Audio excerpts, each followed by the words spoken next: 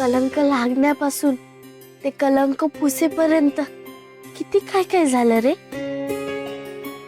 तरी तू माझ्या सोबत होतास, मला सावरत राहिलास, मला वाचवत राहिलास आणि असाच पुढे राहशील याची मला खात्री आहे.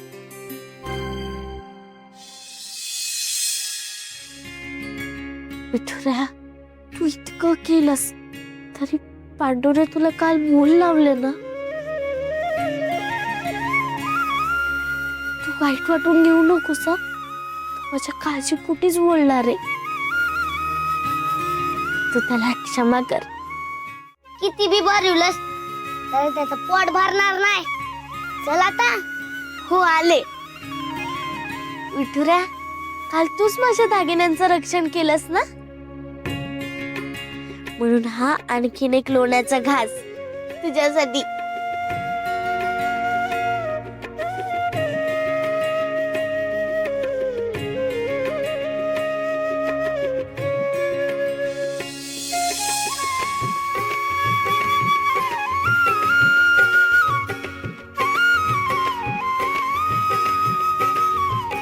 किती दिवसांनी असं तल्लीन होऊन लोणी खाणं सुरू आहे.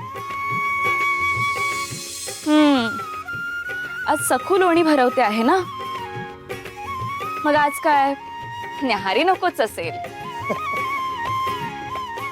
हसा आणि लोणी मिळालं आहे त्यातच रममाण व्हा. पण तुम्हाला झालाय तितकाच आनंद सखूलाही होईल का ते आधी सांगा.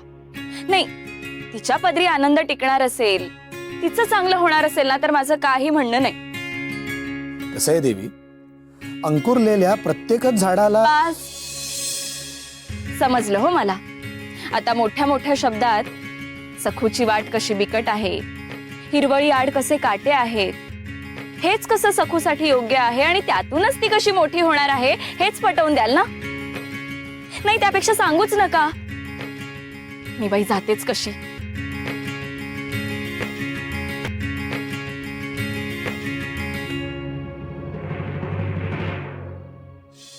काय ग रमाई, तू स्वतः शिरा बनवतीयस?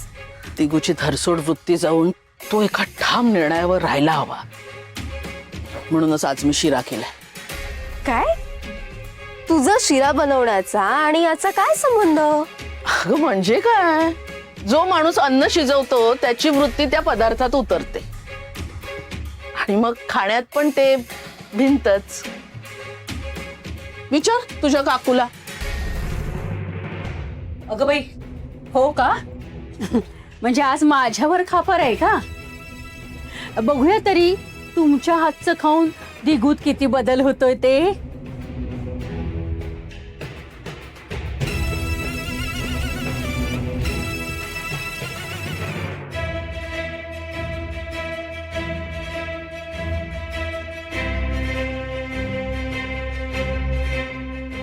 अरे वा, शिरा अगदी खरपूस झालाय.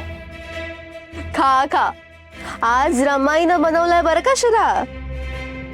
कळतंय कळतंय, अगदी लक्षात आलं माझ्या. वहिनीच्या हातची चव अशीच धूमकेतू सारखी अचानक वाटायला येते. वहिनी, उत्तम झालाय शिरा. हो काय रे दिगू? पण आमच्या दिगूला सखूच्या हातची बेसन वडीच प्रिय, हो ना?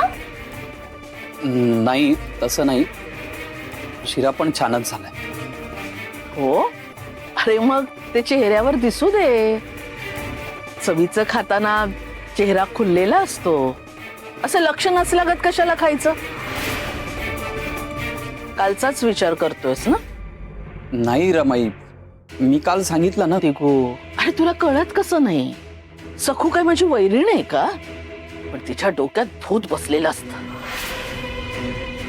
आता खरे दागिने घेऊन आली असती तर तिच्या स्वागताला उंबरट्यावर उभं राहून तिचं औक्षण नसतं कमी केलं.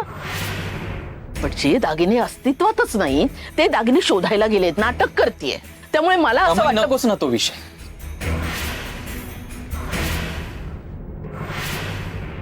बंद. आजपासून आपल्या घरात सकू हा विषयच बंद.